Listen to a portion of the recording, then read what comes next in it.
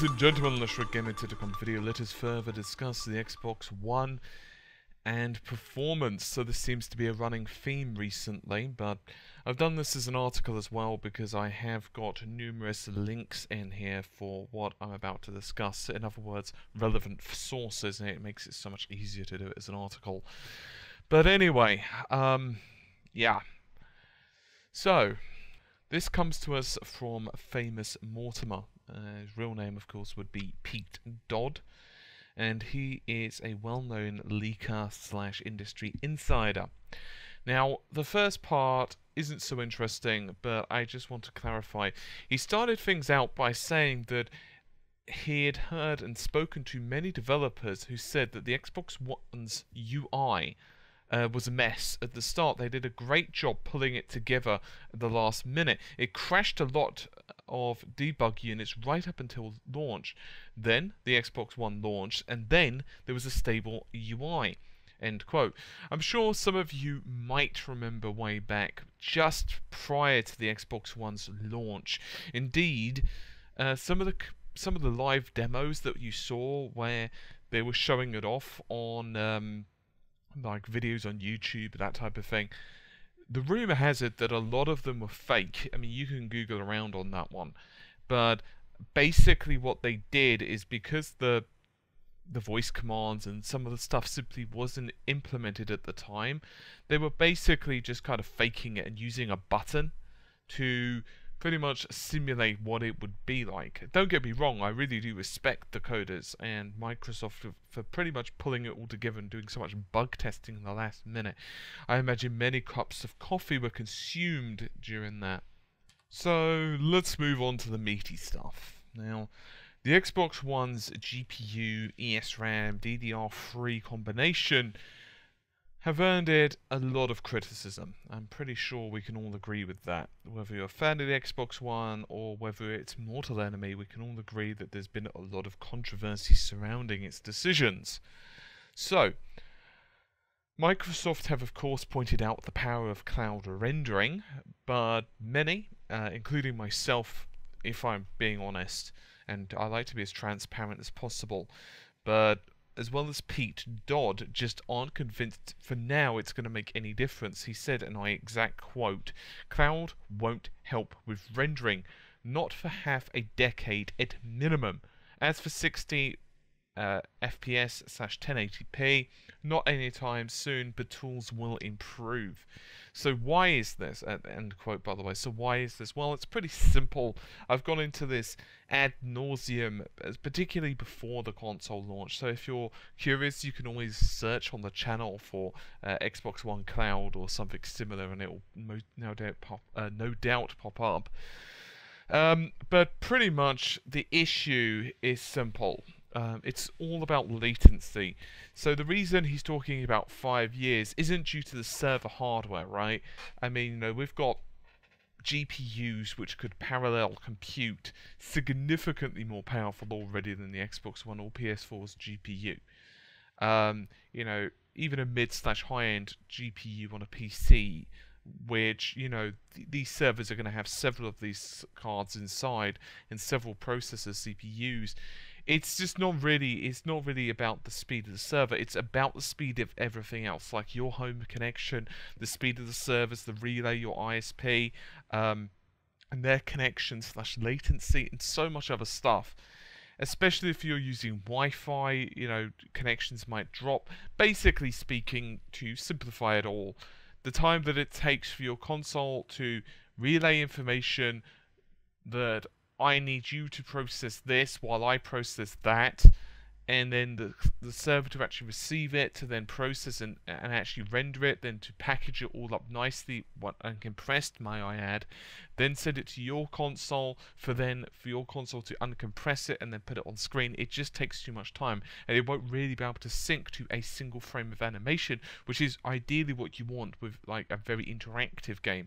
And by very interactive, I mean something that reacts on a frame by frame basis. For example, a fighting game, first person shooter, that type of thing. It doesn't necessarily preclude cloud for other things such as servers. It doesn't stop it from doing some AI tasks, which of course it is doing for certain games, for example Titanfall or Forza and so on, but it doesn't really work for cloud-based rendering, at least yet. So what else? Well, Famous Mortimer, also known of course as Pete Dodd, just to clarify, was also asked, what about this 10% GPU reserve? Regular viewers will know what I'm discussing here, but just to summarize, I have got a link in the description, or should I say in the article that I've linked in the description. You can check that out, which goes into a lot more detail.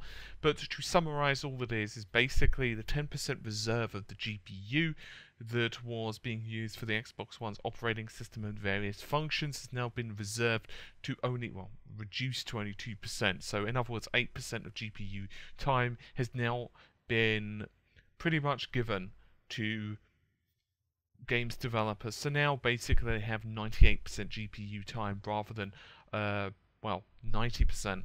Which is a hell of a lot different. It basically means that from about 1.240 flops of computing power, it goes up to about 1.3. Obviously, I'm rounding up the number slightly, but still. So anyway, he was asked, you know, what's this going to do in terms of performance? Is it going to help it? And he responded, a little. The card is still weak. The worst decision they made when making the box. Connect is expensive, so they went with a cheap GPU. He also pointed out that the problem isn't the amount of RAM, it's the speed. Plenty of room to store the 1080p textures, it's just not enough speed or power to output it. End quote. So I went into this myself just a few days ago, actually, when the news broke about the 8% reserve. And, you know, I said at the time, it's like 8%. It's nice, but even if you were taking the original performance numbers of the Xbox Ones, which most people were, like when we were discussing the Xbox One's GPU, we weren't saying, you know, 1.240 flops, which was, by the way, how much was available for games. We were saying 1.32, right? And that's a big difference between 1.32 versus 1.84, the PS4, by the way. So in regards to this, yeah, the Xbox One's GPU is weak. I'm sorry. It's like, I'm just being bluntly honest, it's not that fast comparatively. Now, in regards to the memory, you all know the story regarding this. It's using DDR3 with ESRAM. The purpose behind DDR3 is that it's cheaper. Simple as that. Bottom line, Microsoft have even admitted that themselves. It was just cheaper. And they said, and I can't remember the exact quote, but it's pretty much that the word uncomfortable was definitely in there, and they said it's something like GDDR5 took them to what they said was an uncomfortable place. Now, the reason they considered uncomfortable was because they thought it basically cost them too much cash, and they also were a bit nervous regarding yields of GDDR5. That was another rumour that was going about, although they didn't say that themselves.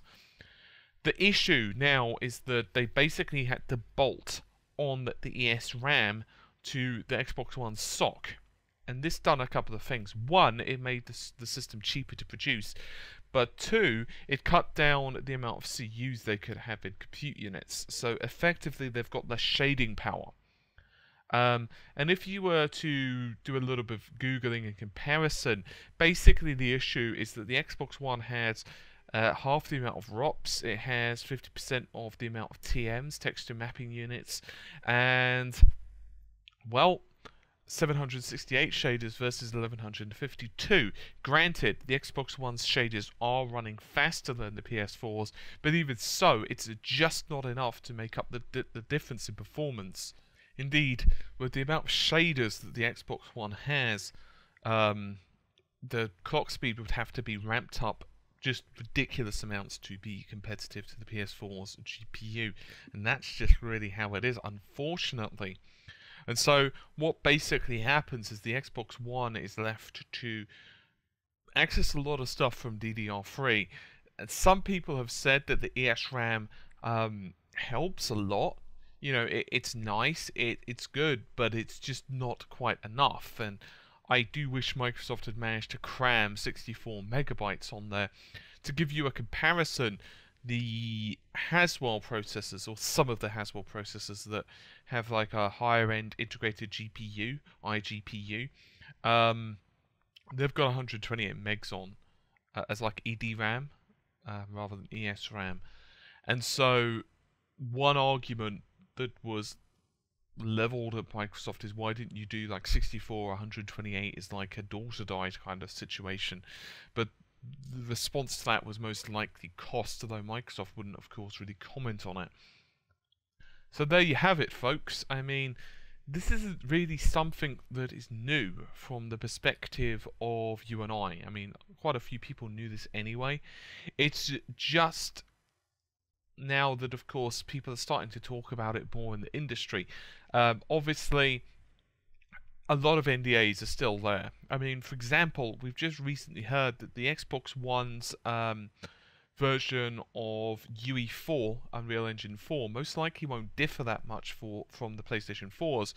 And, you know, you guys have kind of raged on that somewhat and said, well, of course, Epic are going to say that because they've got like a vested interest. And I don't remember the chap's name, and I'm not going to pause the recording to check. Very unprofessional, I know, but he was effectively a PR guy anyway. No disrespect to the guy. So we can't really say, yeah, there's going to be like a massive performance delta between the PS4 and the Xbox One, because it's not really good for anyone involved. And the thing is, stuff like that comes out anyway, so it's like, it doesn't really do them any good to say stuff like that, and that's the problem.